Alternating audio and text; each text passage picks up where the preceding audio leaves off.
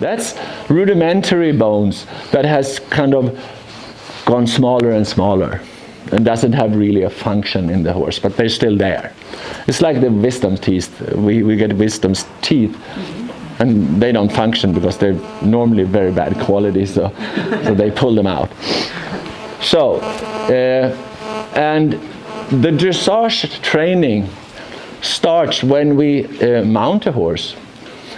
Because when we see horses free out in the pasture, they're almost more or less very balanced because they are in their own control all the time. They can go in a flying gallop and stop on a dime without losing balance.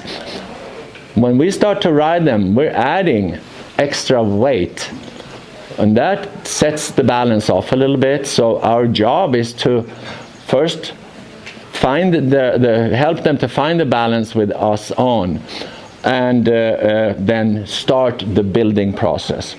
And the building process I'm talking about is the weight shift, that we make the horse take more and more weight on the hind legs. And that sounds very simple. Oh, it's just to put them on the hind legs. No, it's not. If we look at the training of a dressage horse from beginning to the highest level, we have to count on at least 5 years. And that is with good riding and no injuries. So every time you see a horse that's 10 years old or 8, 9, 10 years old doing all the Grand Prix movements, that's been a very healthy horse. Except sometimes if they're too young, then the training has gone a little bit too fast, and then there's a risk that it's not going to survive its 13th birthday. I'm not survive, but not be able to compete anymore. Because that's a little bit of the trend we see today. I see it both in the jumper world and the dressage world. Everything's going to happen so fast. Because it has come in a little bit too much money in the sport, and then we want to make big bucks fast, and that's kind of a little sad because some of the horses are suffering because of that, and that's my kind of thing, that I'm not allowing anyone to force anything on the horse. It has to systematically be built up. It's like building an athlete, any kind of athlete, and for any kind of sport where we use muscles. And you have to be able to kind of read the horses and see how the horse is taking the training. And sometimes you have to back off, and sometimes you have to give them a little break, so they mentally and physically are capable of doing what we're asking them to do. So, I'm a dressage judge, and as I said earlier, I do a lot of judging out in the country, all over the country. And I see very good riding, and I see horrible riding. And when I see horrible riding, then I try to really kind of, because I come to that, we have a score sheet when we judge, and there's room for some comments. I always try to kind of, in a nice way, explain and tell the people this is what needs to be done, blah blah blah.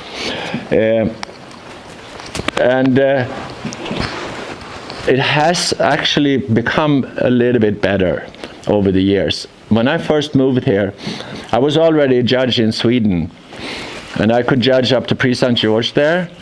And I went to my first horse show in Los Angeles, and I was like, oh, I'm so happy I don't have to judge here. Because half of the horses were lame, and the rest of the horses were off the bit, like they were astronomers looking at stars. So when you go today, it's totally different, and I'm very grateful for that, and happy for the horses that has become that way. And also both the national federation and the international federation is focusing more and more on the welfare of the horses, and so it's going in the right direction. But the riding is the main thing to keep them healthy, how we develop the horses and keep them happy and fit for what we're asking them to do. When it comes to dressage, we start at bottom, and then it's a systematic increasing of the demands of the horse when it comes to both their balance and executing movements. And when you sit in the judge's booth and you're going to score these horses when they come in, it's like every a dressage test can have up to 30 movements, and every movement is going to have a number between 0 and 10, and every number demands an equation.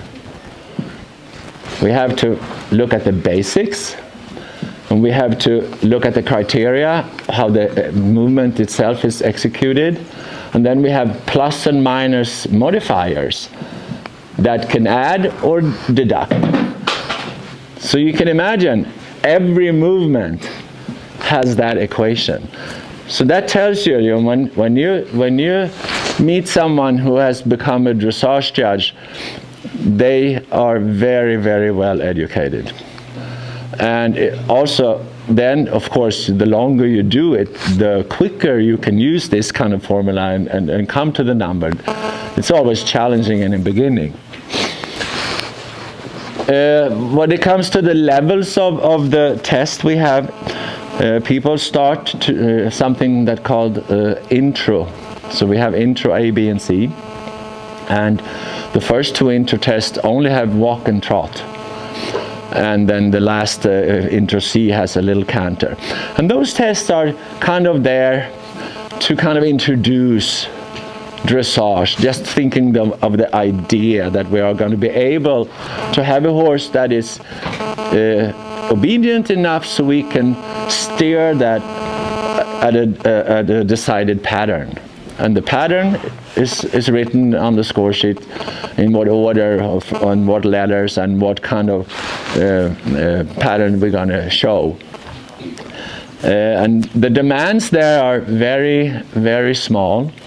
We want the horse to be as